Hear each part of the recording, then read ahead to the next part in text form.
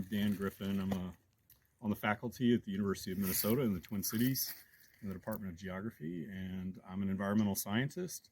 And one of the main tools that we use in my research group is Dendrochronology, and that's the study of tree rings, and we use tree rings to tell time and to tell environmental histories recorded in trees, both the individuals as well as the populations that we see. And yeah, it's pretty fun. It's a really powerful approach. I think a lot of school kids understand that you can count the rings and tell how old a tree is. And I think increasingly people are also understanding that we can observe what happens with the growth rings and learn about how the environment influenced their growth in the past. And so here we are today at Tejon Ranch. It's February of 2022, and it's a real privilege to be here today on the kind of with the spring weather and be working with these valley oaks, Quercus lobata.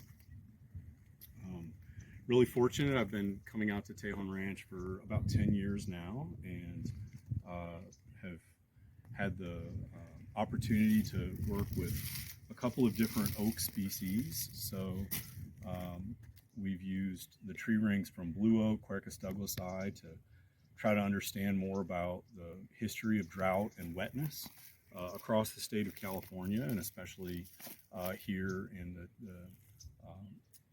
Tehachapi Mountains. And a real kind of surprise for us actually was to find blue oaks growing on the Antelope Valley side of Tejon Ranch, and there are a bunch of really old oak trees all over California, of course, and also on Tejon Ranch. And in that work, I think it was in 2016, we actually cored a blue oak tree that I believe is the oldest living blue oak that we've ever cored in almost 20 years of work doing tree rings with blue oak. And those trees are really just incredible. Kelly Redmond is gone now, but he was a famous climatologist at the Western Regional Climate Center, and he talked about blue oaks being just about like rain gauges, and they really are. And so we can measure the growth rings in the blue oak and understand how rainfall patterns vary going back through time for many centuries, and also across space.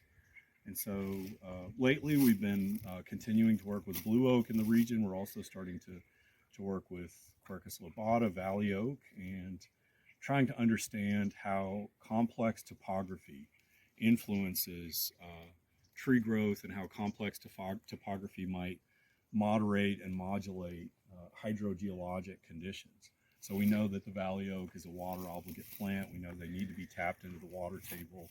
And so it's really fascinating to see valley oaks here ranging from as low as I think about 800 feet to up nearly to 6,000 feet. And in 2016, and then over the last couple of years with collaborators and with students, we've been out here sampling valley oak across this elevational gradient, and really trying to understand again how micro topography influences tree growth and resistance to drought. And we hope that if we can learn more about this, it might help resource managers guide their efforts, which of course are limited in terms of the total resources they have, and big questions about how to try to steward these incredible oak trees and oak woodlands into the coming decades with the climate changes that are expected. So yeah, I'm Dan Griffin from the University of Minnesota, and really happy to be here today with the Tejon Ranch Conservancy.